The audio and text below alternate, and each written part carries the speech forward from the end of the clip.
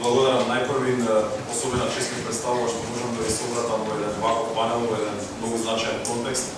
Паневропската унија е дефинитивно форматот кој од самиот почеток на искажување на аспирациите за интегрирање на Република Македонија во Европската унија стои позади таа идеја. И мислам дека во изминатите 2 децении малку институции има кои имале таква конзистентна поддршка на процесот на проширување и на конечно реобединување на европскиот континент. Кога зборуваме за денешната тема од аспект на тоа колку е битна правната рамка и почитувањето на правната рамка во контекст на европските интеграции, впечаток прво ми остави една анкета која недавно ја погледнав од аспект на перцепцијата на граѓаните што е она што најмногу одбележува Европската унија. И интересно беше што за 3 работи податоците внатре во Европската унија и надвор се совпаѓаат. Прва и најчесто именувана работа со која асоцираат граѓаните на Европската унија и оние надвор самата Европска унија е мир.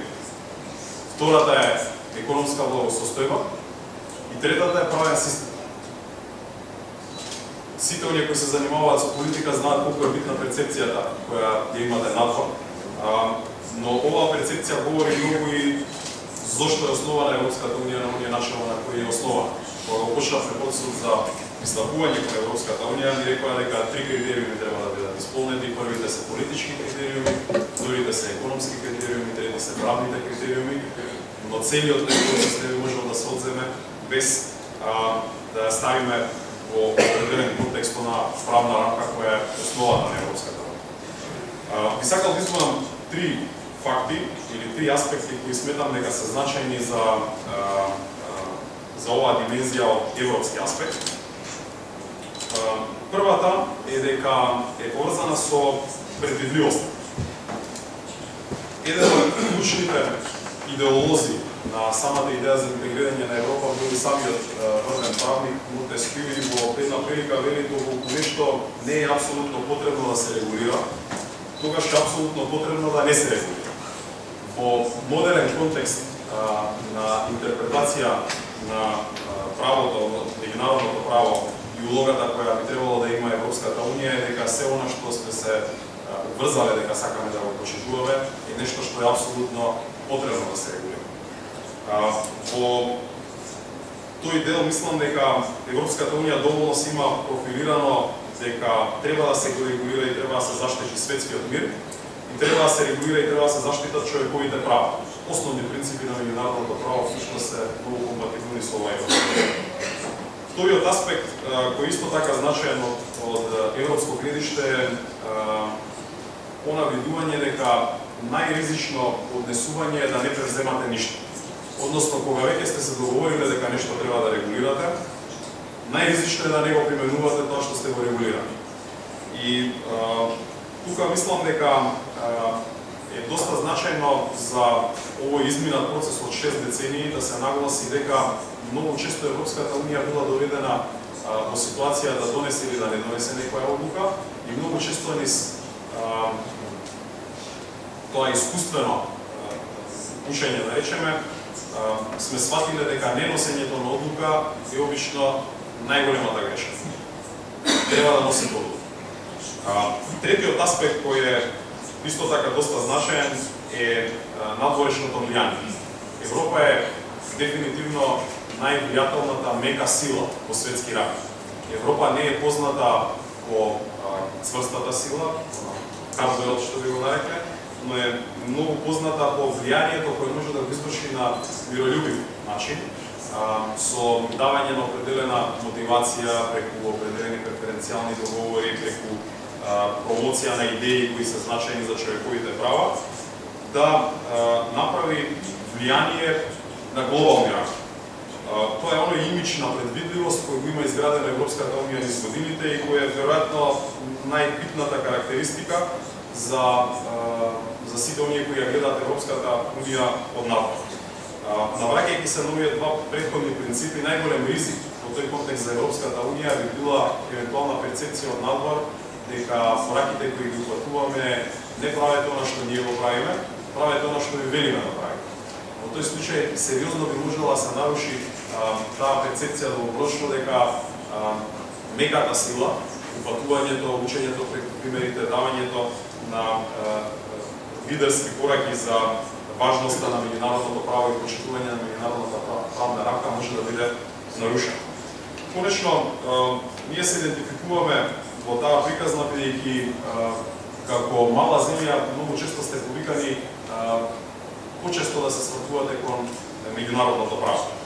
Постои, би рекол, и определена контрадикторност во овој дел на една модернистичка школа која вели дека силата го прави правото и најчесто кога сте посилен сте во право.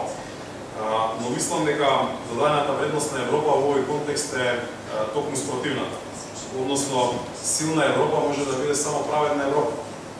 Врз база на тоа како била изградена европската идеја и врз база на тоа на кој начин сакаме да влијаеме преку мека сила.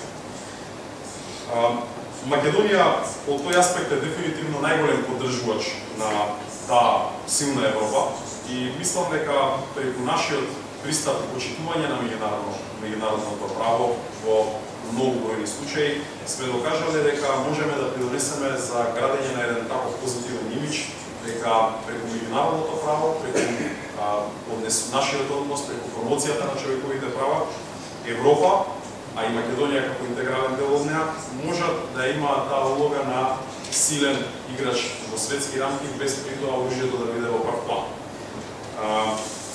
Би заклучил околу процесот на интеграција.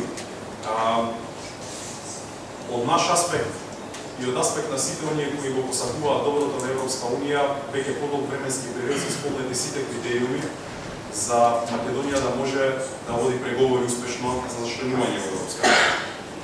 Тој процес ќе се однесува и на политички, и на економски, и на правни аспекти, но првиот чекор кој треба да го преминеме заедно со нашите партнери, земјите членки од Европската Унија е да се договориме околу правилата. Правилото досега било дека докато ги исполните критериумите преминувате во следната фаза. И мислам дека колку и да процесот на проширување на Европската Унија е пред се политички, а многу помалку правен процес, владењето на правото ќе биде тоа кое ќе одлучи како ќе изгледа Европската Унија во следните 6 децени. Односно, дали ќе се концентрира на промоција на тој имидж на мека сила, владење на правото, афирмирање на човековите права, или би можело определено одење по линија на помал отпор да не доведе во ситуација да поставуваме многу прашања за тоа дали правилата кои сме ги поставили ги применуваме, дали ги применуваме на конзистентен начин и која е цената која би требало да ја платиме доколку тоа не го правиме. За крај би рекол дека за Република Македонија е најзначајна предвидливоста на тој процес. Истото го укажува и Европската комисија со 5 последователни препораки за почеток на преговорите. И таа порака е многу јасна. Мораме да креираме определена предвидливост дека земјата која 5 години исполнила критериуми за почеток на преговорите треба да и се отвора врата. Секој одлагање, според вториот принцип кој го спомена, е веројатно најлошото решение бидејќи сте фиксирале правила, а не ги почитувате. Во преглед на ова, многу значајно ќе биде сите наши партнери, тука ја користам оваа прилика што сме заедно во едно друштво каде што имаме луѓе кои влијаат и врз европската политика, дека треба постојано да се навраќаме на овие принципи кои ни овозможиле да стигнеме до тука. И што почесто се навраќаме на тие принципи, верувам дека тоа успешно ќе биде Европа и Македонија како дел од тоа европско семејство во Благодарам.